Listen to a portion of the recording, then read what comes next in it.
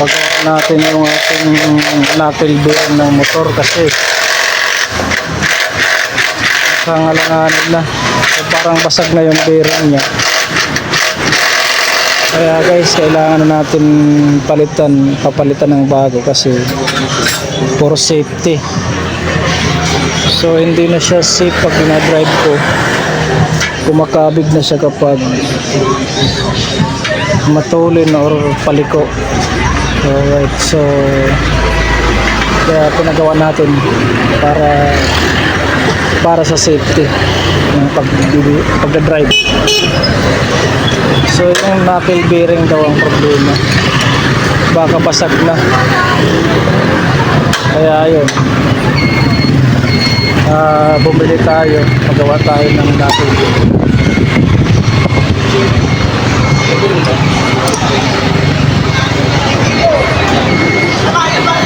Ito yung nabili natin na knuckle bearing.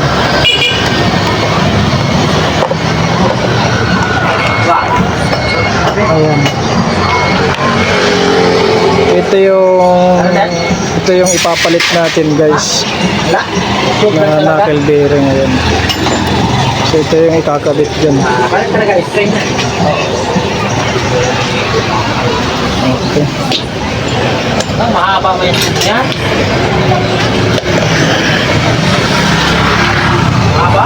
Ito yung papalitan dyan.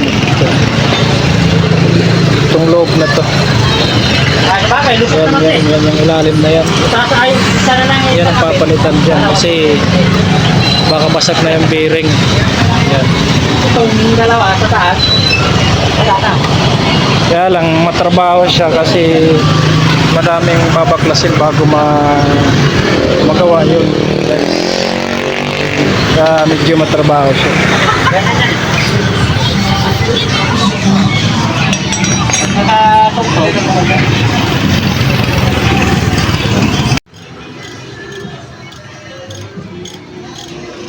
Ayan na ang nangyari sa motor natin. Halos baklas lahat pagka knuckle ang problema.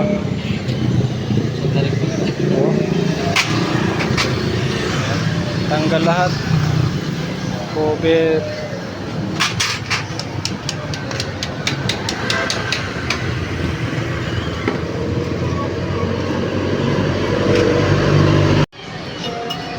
Yan na pala yung nangyari. Oh. Yan nangyari sa kuwan natin. Kinalawang na, halos puro kalawang na pala. Kaya siya matigas na. Puro kalawang.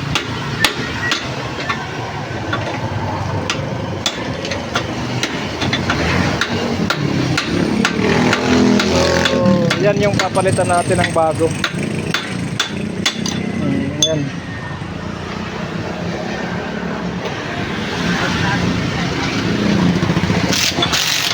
Taas.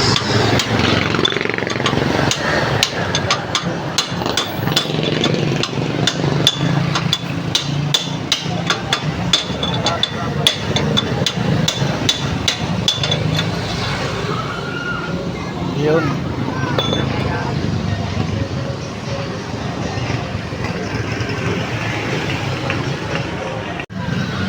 Alright guys, yun, okay na yung motor natin. So gawa na siya, pwede na natin tong ilaban ulit. Ang ganda na ng galaw niya. Okay. So yun, halos 2 oras bago natapos yung trabaho. Right guys, thank you for watching.